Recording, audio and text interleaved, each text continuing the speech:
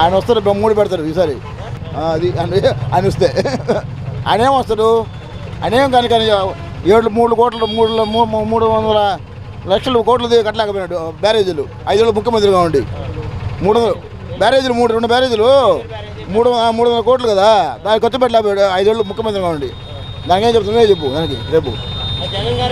నాకు కట్టేసి చూసావు బ్యారేజీలో కంప్లీట్ చేశారు కదా. ఆయన 5 ఏళ్ళు ముఖ్యమంత్రి కట్టలేకుండా దింపలేడు కదా. ఆ ముగ్గులు నింపి అప్పచెల్లకి పుస్తకం పెట్టాడు 10,000. ఆ 10,000 కూడా ఇల్లు సరిగ్గా. నాకేం చెప్తావు చెప్పు. వద్దు బాబుకి రెస్ట్ ఇస్తాను ఇంకొక 10 ఏళ్ళు, అప్పుడు వెళ్ళిపోతారు బయట. మీ బాబు అయితే డబ్బులు ఇవ్వమంటాడు పటాలు ఇవ్వాలంటే ఇళ్ళకి. ఆయన ఇల్లు పెట్టిస్తే డబ్బులు ఇవ్వమన్నాడు బ్యాంక్ లోన్లు పెట్టి. ఈయన జగన్ ఊరికి ఇచ్చేసాడు ఫ్రీగా. ఏది మంచిది అంటారు. పేదవాడు 300 పెట్టి కట్టుకోలేడు కదా, 3,000 పెట్టి నెలకి. ఆ 3,000 బాడుతూ ఉంటుంది బయట. అదే వాడు ఫ్రీగా ఇచ్చాడు ఇల్లు అందరికి. వన్ సింగిల్ బెడ్రూమ్ ఇళ్ళని. ఆ సింగిల్ బెడ్రూమ్ తీసుకుని ఇల్లు వేయకుండా ఓటుంటారు. లాస్ట్ టైం జన్మభూమి కమిటీలను పెట్టారు, ఫెన్షన్లు ఇచ్చారు. జన్మభూమి కమిటీ సంతకం పెడితేనే ఫెన్షన్ ఇచ్చేది. అది వికలాంగుడైనా బతిమాలిన మీరు అవతల పార్టీ వాళ్ళు మీకు ఇవ్వమని ఒకవేళ కలెక్టర్ గారే చెప్పినా కానీ జన్మభూమి కమిటీ సంతకం పెడితేనే ఇస్తామని ఆ ఎండిఓకే ఆర్డర్స్ ఇచ్చారు అని ఎన్నో మేము చూసాం. కానీ ఇప్పుడు నాయకుడితో సంబంధం లేకుండా, లీడర్తో సంబంధం లేకుండా, ఊర్లో లీడర్తో సంబంధం లేకుండా సచివాలయంగా పోయి మాకు పెన్షన్ లేదని ఒక అర్జీ పెట్టుకుంటే పార్టీలకు అతీతంగా, ఎమ్మెల్యేలు కూడా అతీతంగా ఇమ్మీడియట్గా శాంక్షన్ చేసిన దాఖలాలు ఈరోజు కూడా జరుగుతున్నాయి. చంద్రబాబు గారు ఎక్కువ పథకాలు ఇస్తాను సార్. 15 సంవత్సరాలు తెలుగుదేశం ప్రభుత్వం ఏలింది. 15 సంవత్సరాలు వాస్తవంగా ఈ 15 సంవత్సరాలు మీరే చూడండి. ఉమ్మడి రాజధాని ఉన్నప్పుడు ఎంత అభివృద్ధి చెందాలి, ఇప్పుడు ఇడిపోయిన తర్వాత జగన్మోహన్ రెడ్డి గారు వచ్చి ఎంత అభివృద్ధి చేస్తున్నారు మీరే చూడండి. అప్పుడు ఉమ్మడి రాజధానిలో అమౌంట్ ఉండింది, ఫైనాన్స్ బాగుండింది. అలాంటప్పుడు 15 సంవత్సరాలు చంద్రబాబు నాయుడు ఒక బ్రిడ్జి కట్టారా, లేకపోతే ఏమైనా ఇచ్చాడా మీరే గమనించండి సార్. ఈరోజు మా నెల్లూరు సంఘం ఆయకట్టు కానీ, నెల్లూరు ఆయకట్టు కానీ ఈరోజు మళ్ళీ ఆ స్థాయికి వచ్చినది జగన్మోహన్ రెడ్డి గారు. జగన్మోహన్ రెడ్డి చెప్పిన మాట తప్పకుండా జనాభాకి చేశాడు సార్. సార్ పోలవరం ప్రాజెక్టు నేను చేశాను, అది చేశానని చెప్తున్నారు కానీ ఇది చేయాలని జగన్మోహన్ రెడ్డి గారు చేస్తారు. మాకు నమ్మకం. మళ్ళీ కూడా వాస్తవంగా 10 years వైఎస్ జగన్మోహన్ రెడ్డి గారు సీఎంగా కొనసాగుతాడు. మీరు చూడండి, తెలుగుదేశం ప్రభుత్వంలో పింఛన్ కోసం క్యూలో నిలబడి ఎంతోమంది వడదెబ్బకి పడిపోయిన రోజులు ఉన్నాయి. ఈరోజు అట్ట కాకుండా ఒక వాలంటీర్ని సెట్ చేసి జగన్మోహన్ రెడ్డి వృద్ధులకి ఏం కాకూడదని ఈరోజు వాళ్ళ ఇంటికి పోయి డబ్బులు ఇస్తున్నారంటే మీరే గమనించండి. ఏ ప్రభుత్వం బాగుందో మీకే తెలుస్తుంది. రౌడీ రాజ్యం సార్, రౌడీ రాజ్యం దేంట్లో లేదు, తెలుగుదేశం ప్రభుత్వంలో లేదా? రౌడీ రాజ్యం 15 సంవత్సరాలు ఏరారు కదా, తెలుగుదేశం ప్రభుత్వం లేదా? అనంతపురం జిల్లాలో పరిటాల రవి ఉన్నప్పుడు తెలుగుదేశం ప్రభుత్వం గురించి మీకు తెలుసు కదా. రౌడీ రాజ్యమే కదా. ఎక్కడ వాళ్ళు చెప్తారు సార్. 15 సంవత్సరాలు చేయని పని 4 ఏళ్ళు వైఎస్ జగన్మోహన్ రెడ్డి చేస్తున్నారు కాబట్టి వాళ్ళు చెప్పుకొస్తున్నారు. అది ఈరోజు ఉద్యోగాలు ఇచ్చాడు సచివాలయంలో. ఈ 15 సంవత్సరాలు ఉమ్మడి రాజధాని ఉన్నప్పుడు మీరు ఈ తెలుగుదేశం ప్రభుత్వం ఎంత డెవలప్ చేయకూడదు? చంద్రబాబు గారు ఏమంటారంటే ఇంతకుముందు పథకాలు ఇవ్వకుండా ఇప్పుడు పథకాలు ఇస్తానన్న దానికి ఇప్పుడు ఎందుకు ఓడిపోయాడు? ఆ పథకాలు ఇస్తే ఎందుకు ఓడిపోయాడు? రైతు రుణమాఫీ చేశానంటున్నారు. అది అందరికీ తెలుసు కదా, చేశాడో చేయలేదు జనాలకి తెలిస్తే మళ్ళీ అతనికి కాదని ఇతను ఎందుకు అనుకుంటారు. ఇతను విజన్ 2020 అని చెప్పుండారు. అది ఇప్పుడు అసలు తెలుగుదేశం పార్టీ కానీ అన్ని పార్టీలు మర్చిపోయినాయి. చంద్రబాబు గారు విజన్ 2020 అని 2000 ముందే చెప్పున్నాడు. ఆ 2020 ఎట్టపోయింది, దాన్ని మర్చిపోయారు. తర్వాత ఇంటికి ఒక ఉద్యోగం అన్నారు. పెన్షన్ జగన్ గారు 3,000 అనౌన్స్ చేసిన తర్వాత ఆయన 2,000 చేశారు. అంతకుముందు 1,000 రూపాయలే కదా పెన్షన్ ఇస్తున్నది. ఈయన 3,000 ఎప్పుడైతే అనగానే 2,000 చేశారు. చంద్రబాబు నాయుడికి జగన్ గారికి ఒకటే సార్. జగన్ ప్రజల్ని దేవుడిని నమ్ముకున్నాడు. చంద్రబాబు ఏంటంటే రాజమౌళిని డైరెక్టర్లని వాళ్ళని ఫారిన్కి తీసుకెళ్ళి వాళ్ళతో అదే సినిమా షూటింగ్ అదేమంటారు గ్రాఫిక్స్ సెట్టింగ్స్ చేయించాడు.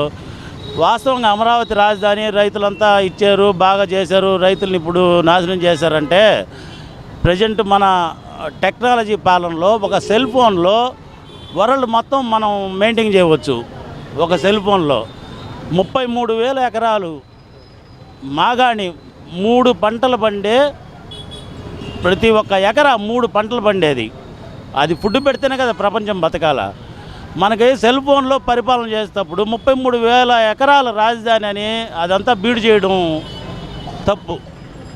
తర్వాత ఇంకోటి ఉంది సార్, మనకి గవర్నమెంట్ ల్యాండ్ 10,000 ఎకరాలు అక్కడక్కడ ఉన్నాయి కదా, ఆ 10,000 ఎకరాల రాజధాని చేసుకోవచ్చు. వాస్తవంగా వాళ్ళు రియల్ వ్యాపారం చేసేదానికి 33,000 ఎకరాల మాగాన్ని నాశనం చేశారు.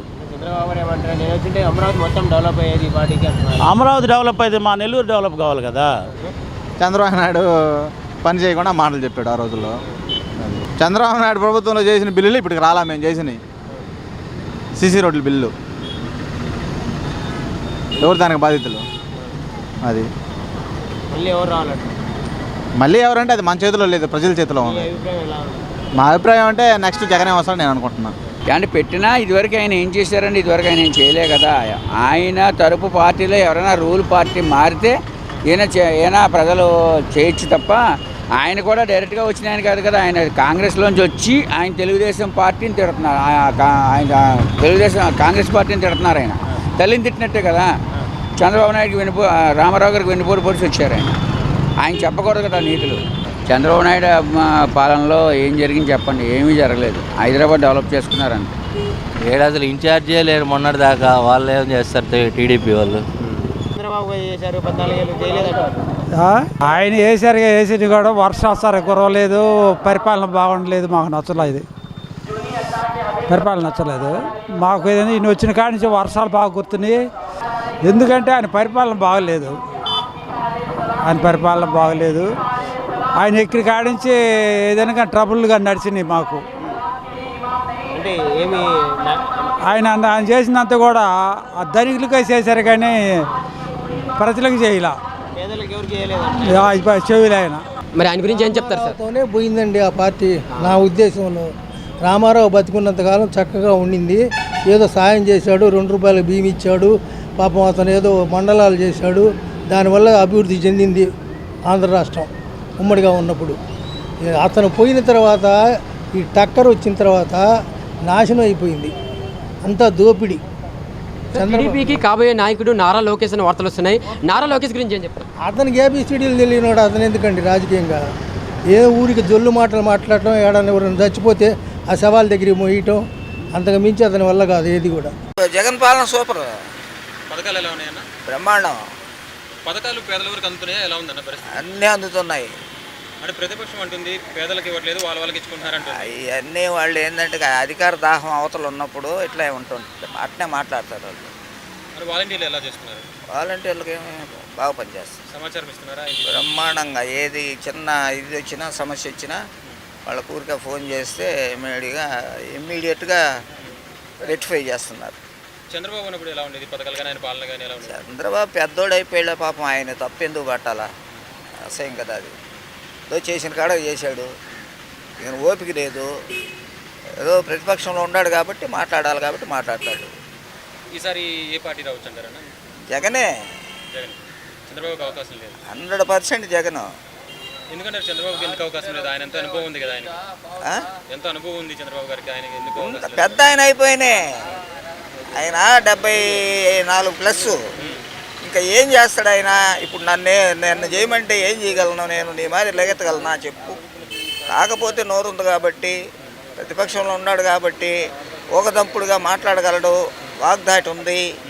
అక్కడ పైగా తెలివిగలడు, ఏమైనా మాట్లాడతాడు ఆయన, అంతే. ప్రస్తుతానికి అయితే మాకు పథకాలు ఎలా ఉన్నాయి సార్? బాగానే ఉన్నాయి. పథకాలు ఏమో కొన్ని అందుతున్నాయి, మేము ఎలిజిబుల్ అని అందుతున్నాయి. పెన్షన్ లేవు, మా ఇంట్లో ఎవరు లేరు. విద్యా దీవెన వస్తుంది. మా ప్రతిపక్ష ఆరోపణ ఏంటంటే పథకాలు పేదల వరకు చేరట్లేదు, వాళ్ళకి ఇచ్చుకుంటున్నారు అంటున్నారు. అది నిజమేనా? అది మాకైతే నిజమే అనిపించడం లేదు. మాకైతే అందరికీ అర్హులు లేని వాళ్ళందరికీ వస్తున్నాయి. అంటే ఆ పార్టీ తేడా అయితే మాకైతే కనపడట్లే. చంద్రబాబు ఉన్నప్పుడు పథకాలు కానీ పాలన ఎలా ఉన్నప్పుడు? అప్పుడైతే మాకేం పథకాలు రాలేదు, దాని గురించి మేము పెద్దగా పట్టించుకోలేదు. జగన్ చేసే పనులు బాగుంటాయి అన్న. మా ప్రతిపక్షం అంటుంది పథకాలు పేదల ఊరికి వెళ్ళట్లేదు, వాళ్ళకి ఇచ్చుకుంటున్నారు. నిజమేనా? అందరికి చేస్తున్నాయి పథకాలు, ప్రతి ఒక్కరూ చేస్తాం. పేదవాళ్ళకి అందరికీ, పేదవాళ్ళందరికీ చేస్తాం. వాళ్ళ పార్టీ వాళ్ళు లేబర్కి ఎత్తిన పార్టీ, లేబర్కి 10 రూపాయలు వేస్తాం. అయ్యే గిట్టిన వాళ్ళు అనుకోవాల్సిందే. సోమరపోతు ఆయన ఇచ్చే 10,000 20,000 వల్ల సోమరి అయ్యే సంవత్సరం గురుగురు సరిపోతుంది. చాలా కదా. చంద్రబాబు పథకాలు కానీ ఆయన పాలన ఎలా ఏ రూపాయలు ఎందల చంద్రబాబు ఉన్నప్పుడు, ఆయన ఉన్నప్పుడు చెప్పిన హామీలు కూడా చేయలే. మరి చేయబట్టే కానీ కేసులు కూడా ఎక్కువ ఇప్పుడు రాసే, ఇప్పుడు తక్కువ. ఆటోలు కూడా నీకు బాగుంది, కూడా బాగుంది. ఈసారి ఎవరు రావచ్చు అంటారు? జగనే రావచ్చు. జగనే అంటారు. చంద్రబాబుకి అవకాశం లేదు. లేదు. మన జగన్ పాలన ఎలా ఉంది, ఎలా అనిపిస్తుంది? జగన్ పాలన అయితే బేషు. అది పేదోళ్ళకైతే చాలానే బాగానే కృషి చేస్తూ ఉన్నాడు ఆయన. కాకుంటే చంద్రబాబు చేసిన తప్పిదాల వల్ల ఆయన కాస్త అభివృద్ధి అనేది లేట్ అవుతూ ఉంది. అది 2-3 సంవత్సరాల్లో కంప్లీట్ చేస్తాడని ఆశిస్తా ఉన్నాం. అంటే చంద్రబాబు ఏం చేశారు? చంద్రబాబు ఏం చేసింది ఏం లేదు కదండి. ఏదో వచ్చినాయి రోడ్ల బిల్లు అన్నీ తీసుకుపోయి పసుపు కుంకుమన్నారు, అక్కడ పెట్టారు. ఇలాంటివన్నీ ప్రజల్లో బాగా నాటకపోయినాయి. కాబట్టి జగన్మోహన్ రెడ్డి పరిపాలన బేష్ అంటా ఉన్నారు. ఇంతలో కరోనా టైంలో కూడా ఆయన బాగానే చేస్తూ ఉన్నారు అని మా అభిప్రాయం. అయితే పథకాలు ఎలా ఉన్నాయన్న? పథకాలు అయితే సూపర్ అండి. సచివాలయాలు కానీ, నాడు నేడు కార్యక్రమం కానీ, పోతే ఇప్పుడు ఆరోగ్యశ్రీ, ఇవి సూపర్. లేదండి, దాన్ని అయితే మాత్రం మాదైతే నేను ఏ పార్టీ కాదు, మాకు ప్రతి పథకం అందుతూనే ఉంది. రైతు భరోసా అందుతూ ఉంది, పాపకు అమ్మఒడి అందుతూ ఉంది. ఇంక అంతకాడిగా ఉంది, పక్కా ఇళ్ళు ఇచ్చారు. ఇంక అంతకాడిగా ఉంది. మాది పార్టీ అని ఉంటే ఏదో చూడలేదు కదా. అసలు మీరు ఎవరు ఏ పార్టీ అని కూడా అడగట్లేదు, ఇస్తానే ఉన్నారు. సచివాలయం సిబ్బంది అదే ఉన్నారు కదా, వాలంటీర్లు వచ్చేసి మీకు అవి వచ్చాయా, ఈ రండి మీరు రేషన్ కార్డు తీసుకురండి అని చెప్పి చేస్తాను. సమాచారం ప్రతి ఒక్కటి పక్క. వాళ్ళైతే ఏం సూపర్ అండి. సచివాలయము, ఆరోగ్యశ్రీ, నాడు నేడు అది తప్పండి. అది ప్రజలకు చేస్తాను కానీ, పేదోడే చేస్తాను కానీ సోమరిపోతులు నువ్వు చేస్తా ఉండవు. ఏదైనా ఉండేవాడికి ఏదైనా ఇస్తే సోమరిపోతూ ఉంటుంది. కానీ ఇప్పుడు మాలాంటి వాళ్ళకి ఇచ్చారు, సోమరిపోతులు ఎలా అవుతామండి? ఇంకా కష్టపడేదో లేదు కాబట్టి చేసుకొని తింటాను. ఆయన ఇచ్చేటి